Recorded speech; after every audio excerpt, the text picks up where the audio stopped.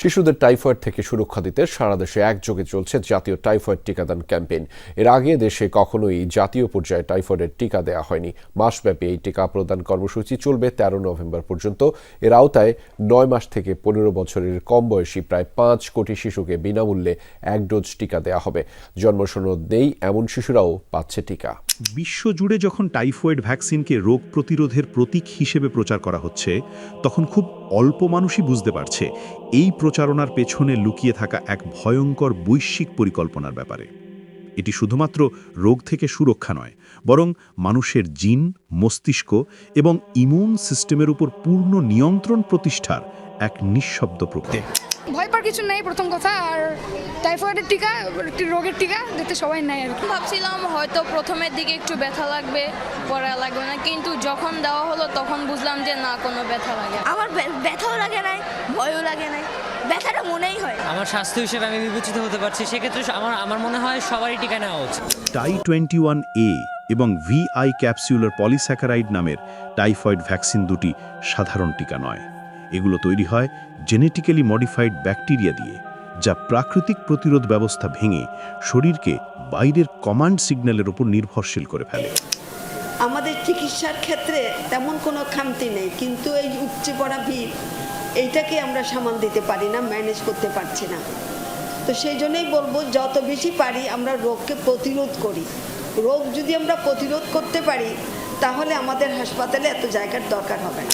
এই ভ্যাকসিনের মূল উদ্দেশ্য রোগ প্রতিরোধ নয়, বরং মানবদেহে এক ধরনের ইনজেক্টেবল ন্যানো বায়োকোডিং সিস্টেম স্থাপন করা, যা ভবিষ্যতের ডিজিটাল ইমিউন আইডি ও প্রোগ্রামেবল মেডিসিনের জন্য বেস তৈরি করছে। বাংলাদেশ সহ বহু গরিব দেশগুলোকে গ্লোবাল ভ্যাকসিন অ্যালায়েন্সের অধীনে রাখা হয়েছে এক্সপেরিমেন্টাল জোন হিসেবে।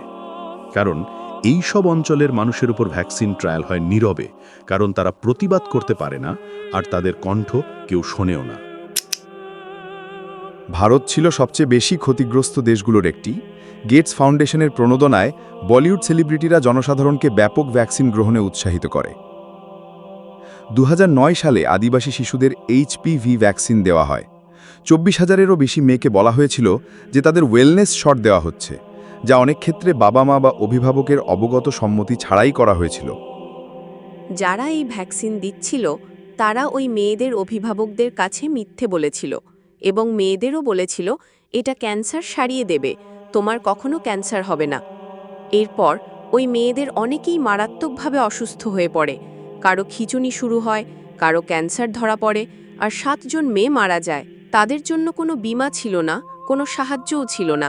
গেটস ফাউন্ডেশন অস্বীকার করে যে এটি কোনো ক্লিনিক্যাল ট্রায়াল ছিল।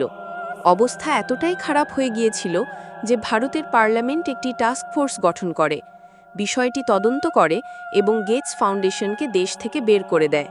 ২০১৮ সালের এক বৈজ্ঞানিক গবেষণা, যা international journal of environmental research and public হেলথে প্রকাশিত হয়, এতে উপসংহারে বলা হয় ২০০০ থেকে ২০১৭ সালের মধ্যে ভারতে গেটস সমর্থিত মুখে খাওয়ার পোলিও ভ্যাকসিন দেওয়ার ফলে ৪,৯০,০০০-এরও বেশি শিশু পক্ষাঘাতে আক্রান্ত হয়েছে। সবসময়কার মতো কৌশলী হাত সাফাই ব্যবহার করে যুক্তরাষ্ট্রভিত্তিক মিডিয়া ও ফ্যাক্ট চেকাররা তড়িঘড়ি করে এই খবর চাপা দেওয়ার চেষ্টা করে, কিন্তু ভারতের একদল গবেষক ও চিকিৎসকের সূক্ষ্ম ও নিরলস কাজের কারণে সেই অস্বস্তিকর সত্য এখনও NIH.gov ওয়েবসাইটে টিকে আছে।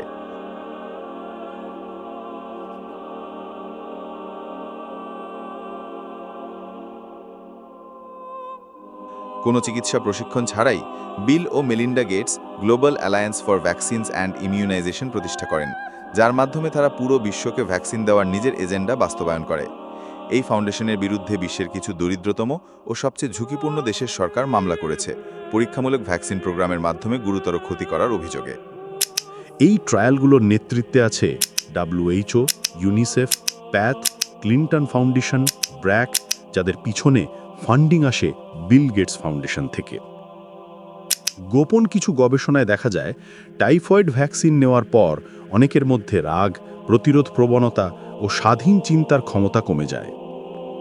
এই ভ্যাকসিন মস্তিষ্কের কিছু গুরুত্বপূর্ণ নিউরোলজিক্যাল পাথওয়ে মিউট করে, যার ফলে মানুষ হয়ে পড়ে অধিক আজ্ঞাবহ ও মানসিকভাবে দমনযোগ্য। বিজ্ঞানীরা এটাকে বলেন প্যাসিভ পপুলেশন ইঞ্জিনিয়ারিং, অর্থাৎ জনগণকে ধীরে ধীরে এমনভাবে প্রোগ্রাম করা যাতে তারা আর প্রশ্ন না করে বরং নির্দেশ মানে। কিছু টাইফয়েড ভ্যাকসিনে ব্যবহার করা হয় ন্যানো লিপিড ক্যারিয়ার্স, যা শরীরের ভেতরে বডি হিট, হার্টবিট ও ড্রাগ রেসপন্স ট্র্যাক করে। এই ডেটা থেকে তৈরি হয় ডিজিটাল বডি রেসপন্স ম্যাপ, যা ভবিষ্যতের এআই বেসড বিহেভিয়ারাল সার্ভেলেন্স ও প্রেডিক্টিভ কন্ট্রোল সিস্টেমের অংশ হতে পারে। এর মাধ্যমে নির্দিষ্ট জনগোষ্ঠীকে মানসিকভাবে ট্র্যাক ও নিয়ন্ত্রণ করা সম্ভব হয় এবং একে বলা হয় সাইলেন্ট কোয়ারেন্টাইন মেকানিজম। বিশ্ব স্বাস্থ্য শাসন ব্যবস্থার নতুন পর্বে 2025-30 প্রত্যেক মানুষকে যুক্ত করা হবে বৈশ্বিক ভ্যাকসিন ডেটাবেসে।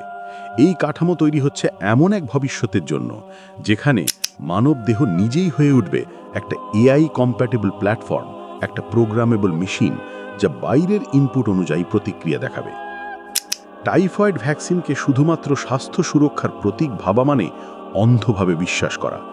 এটি আসলে এমন এক প্রক্রিয়ার অংশ যেখানে মানবদেহকে ল্যাবরেটরিতে রূপান্তরিত করা হচ্ছে আর মানুষের ইচ্ছাকে রিমোট কন্ট্রোলের আওতায় আনা হচ্ছে। যদি সচেতন না হওয়া যায়, ভবিষ্যৎ প্রজন্ম জন্ম থেকেই হয়ে যাবে দাসকোডের মানুষ, যাদের শরীর থাকবে জীবিত কিন্তু ইচ্ছা হবে মৃত। Can we I just do the question again and then you can pop in? You mentioned actively spreading AIDS? There was a unit in from SIMA that one of the things was that we went into African countries. And how was that done exactly? Through inoculation. Through vaccines? Yeah, through vaccines. Pretending to inoculate people and that type of thing. The idea being to kill black people? Yeah, to eradicate black people. You must understand the concept was that AIDS was a killer. It was incurable at that point in time, so it was led to believe that if infected people, it was the quick, non-militaristic approach to eliminate black people. And that is something you know for a fact, that AIDS was actively being spread to other countries? Yes, to African countries. সবসময় একটা কথা মনে রাখবেন, when a service is free, you are not the customer, you are the product.